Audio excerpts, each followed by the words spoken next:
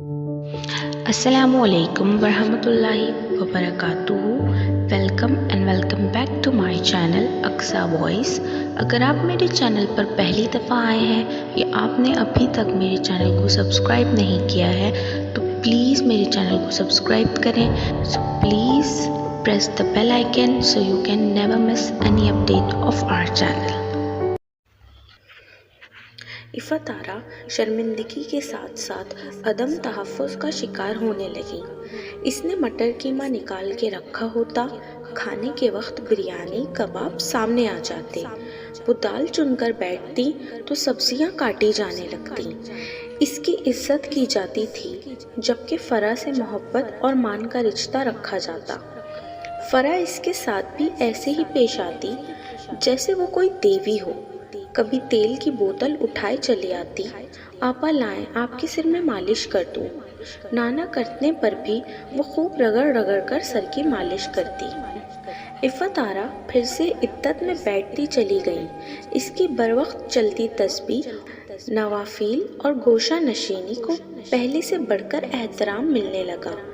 नंदे कहती, भाभी आप कौन सी बूढ़ी हो गई हैं, कुछ और भी मसरूफियत ढूंढें। वो अच्छा बनने के लिए कहती, मुझे बाजार जाना पसंद नहीं रहा, अच्छा खाना नहीं पसंद, अच्छा पहनकर क्या करूँगी। फ़रा से उल्टा और संजीदा बनने और दिखने के चक्कर में वो मुसलसल नुकसानात की जद में आ रही थी। कोई और इन बातों को नुकसान समझे या ना समझे, लेकिन खुद इसे ये नुकसान ही लगा करते। इरफान भाई घर कब आएंगे?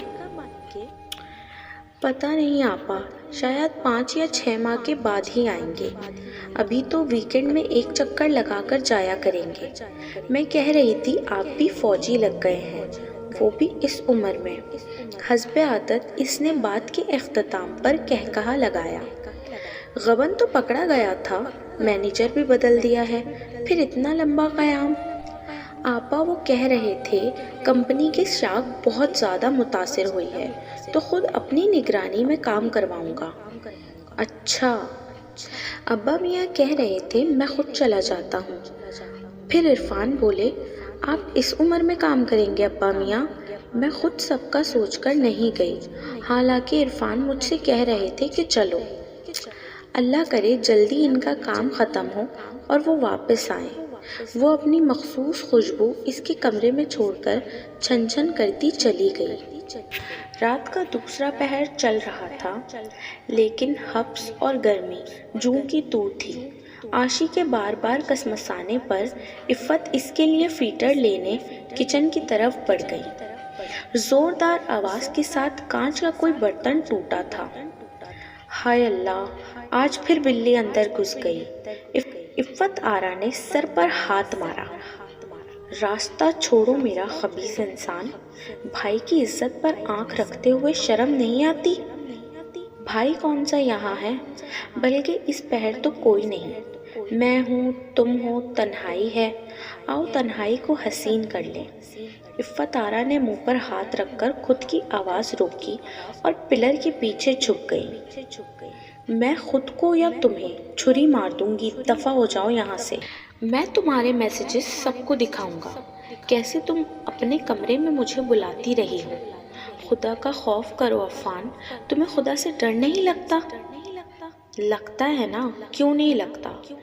ये देखो मैं और तुम कितने अच्छे लगते हैं साथ में, एक जैसी तबीयत के और एक जैसी उम्र के।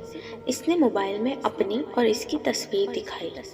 बकवास बंद करो, बड़ी हूँ मैं तुमसे, रिश्ते में भी और उम्र में भी। इफ़त का दिल चाहा कि अब मुदाखलत करे, लेकिन फिर दिमाग ने कोई नया रास्ता दिखाया। वो खामोशी से जैसे आई थी वैसे ही कमरे में पलटकर जो फ़रा घर में तितली के मानित उड़ा करती थी, इसने इसी फ़रा को महदूद होकर खुद अपने पर काटते देखा। इफ़त को अफ़ान से खुद भी अब खौफ आने लगा था। इसके हाथों पला बच्चा अब घर की इज्जत के लिए ख़तरा बना हुआ था। इसी निगरानी का नतीजा था कि इफ़त ने अफ़ान को फ़रा का हाथ पकड़कर खींचकर स्टोर रूम में ले जाते देखा। फ़रा ने शोर मचाया तो सारा घर इकट्ठा हो गया। باقی ساری رات سارے گھر نے جاگ کر گزاری۔ سورج نکلنے سے پہلے عرفان گھر آ پہنچا۔ فانی اس خبیث نے میرا فون اٹھا کر خود میرے نمبر سے اپنے نمبر پر میسیجز کیے، پھر انہیں دکھا کر مجھے بلیک میل کر رہا تھا۔ میں آپ کو پہلے دن سے ہی کہہ رہی ہوں، یا تو آپ مجھے ادھر بلا لیں یا خود ادھر آ جائیں۔ آپ گواہ ہیں، لیکن آپ میری بات ہی نہیں سن رہے تھے۔ مہینہ ہو گیا میں اسی عذاب سے گزر رہی ہوں۔ رات کو تو خیر ہو گئی۔ میں بہت محتاط ہو کر اماں کے لیے تیزابیت کی دوا لینے کچن میں گئی، تبھی اس نے مجھے اسٹور روم میں کھینچنے کی کوشش کری۔ وہ دبلی پتلی لڑکی پیلی فقط رنگت لیے اپنے مزاجی خدا کو کہانی بتا رہی تھی۔ دوسری طرف 4th ایئر کا عفان رو رہا تھا، بھیا مجھے معاف کر دیں، بھابھی مجھے خود بلاتی رہی ہیں، جب آپ ادھر نہیں تھے تب مجھے میسیجز کرتی تھیں، یہ اچھی عورت نہیں ہے بھیا۔ رات کو بھی آپا اور اماں کے دیکھنے پر انہوں نے شور کیا تھا، ورنہ مجھے کمرے تک میں آنے کا کہا کرتی تھیں۔ میرے پاس ثبوت ہے میسیجز کے طور پر۔ عرفان یہ خبیث مجھ پر بہتان لگا رہا ہے۔ آپا بیگم گواہ ہیں، میں نے کبھی اس کی حوصلہ افزائی نہیں کی ہے۔ آپا بیگم گواہ ہیں، ٹوٹا پھوٹا عرفان کے منہ سے نکلا۔